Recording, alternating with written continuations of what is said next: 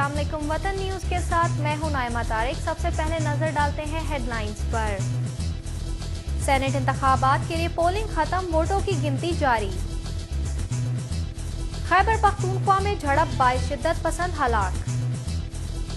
Iran में इंतखाबात का आगाज हो गया।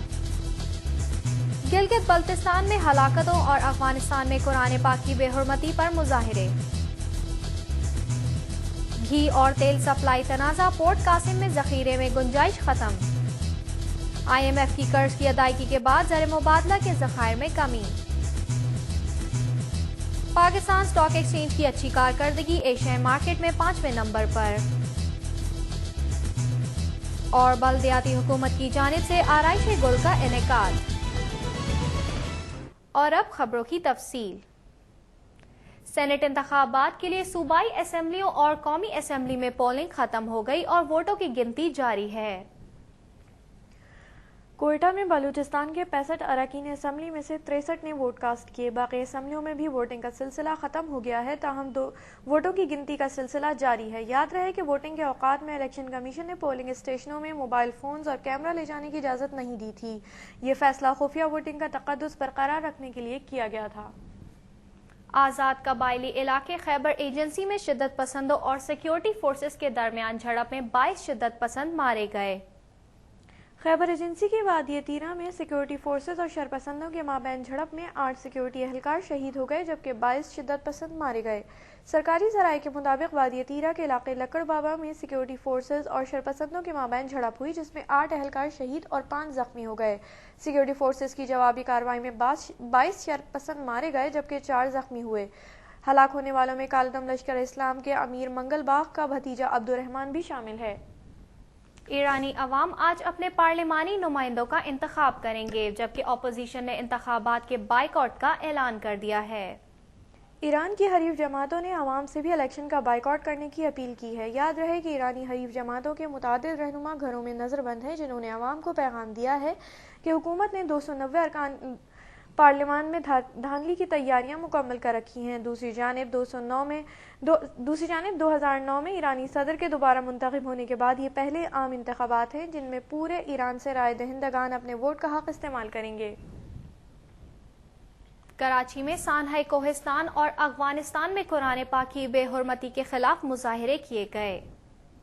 कराची में अहले तशी की तमाम जमातों की जानिब से मुजाहिरे में तशी मुसलमानों की नस्ल कशी के खिलाफ शदीद एहतजाज किया गया। मुजाहिरीन का मुतालबा था कि अहले तशी को मुकम्मल जान माल का तहफ़्फ़ुज़ फराहम किया जाए और बाकायदा मनसूबा साजी के जरिए अहले तशी के खात्मे की साजिश को फौरी तौर पर बेनकाब करके मुजरिमों को कैफरे की दार तक पहुँचाया जाए।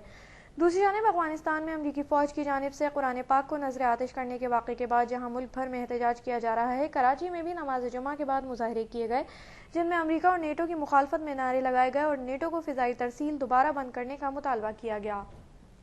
घी और तेल की सप्लाई के तनाज़े के बाइस पोर्ट कासिम टर्मिनल्स में जखीरे की गुंजाइश खत्म हो गई है, जिससे कई जहाज अब तक ऑफलोड नहीं किए जा सके। ऑल पाकिस्तान बनास्पति मैन्युफैक्चरर्स एसोसिएशन के मुताबिक खुर्दनी तेल और घी की सप्लाई के तनाज़े के बाइस पोर्ट कासिम के 7 टर्मिनल्स में घी और तेल के खाम तेल के ज़ख़ीरे की गुंजाइश ख़त्म हो गई है। 10 रोज़ से 4 जहाज़ों से खाम माल नहीं उतारा जा सका, जिस पर यौमिया 20 से 30 हज़ार डॉलर ज़र मुबादला ज़ाया हो रहा है। ज़ख़ीरा करने की गुंजाइश ख़त्म होने के बाइस मलाइशिया से 18,000 टन खाम माल लाने वाले जहाज़ से कॉन्ट्रैक्ट भी मनसूख कर दिया गया है। एसोसिएशन के मुताबिक बैंकों के कर्जों पर सूद कीमत में भी मिल्स मालिकान पर करोड़ों रुपए का बोझ बढ़ता जा रहा है। वाज़ेह है कि ऑल पाकिस्तान बनास्पति मैन्युफैक्चरर्स एसोसिएशन ने पोर्ट कासिम पर टैंकर्स जलाए जाने के बाद से मुल्क भर में तेल तरसीलात रोक दी थी। आलमी मालियाती फंड से लिए जाने वाले कर्ज की पहली किस्त की अदायगी के बाद मुल्क के ज़र मुबादला के ज़खायर 22 करोड़ डॉलर से कम हो गए हैं।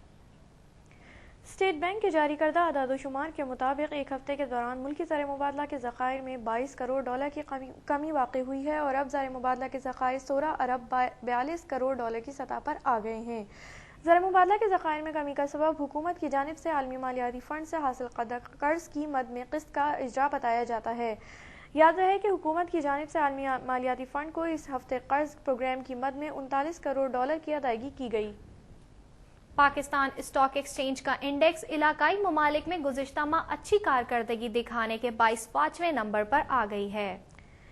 انویسٹمنٹ کی رپورٹ کے مطابق رواں سال فروری سے پاکستان اسٹاک مارکیٹوں نے خطے میں دوبارہ اچھی کارکردگی دکھانا شروع کر دی ہے، جس کی وجہ سے علاقائی ممالک میں پاکستان اسٹاک مارکیٹ 5ویں نمبر پر آ گئی ہے۔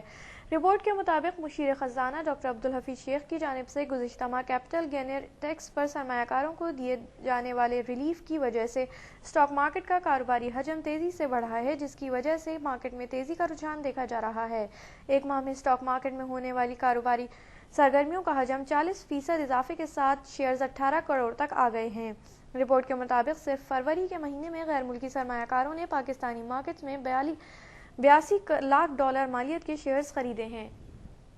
کراچی کی شہری حکومت نے موسم بہار کو خوش آمدید کہنے کے لیے کراچی چڑیا گھر میں تقریب آرائش گل منعقد کی۔ موسم سرما کی دھند چھٹتے ہی فضا میں خوش رنگ اور دل فریب پھولوں کی مہک سر اٹھانے لگتی ہے، جو موسم بہار کی آمد کا سندیسہ ہے۔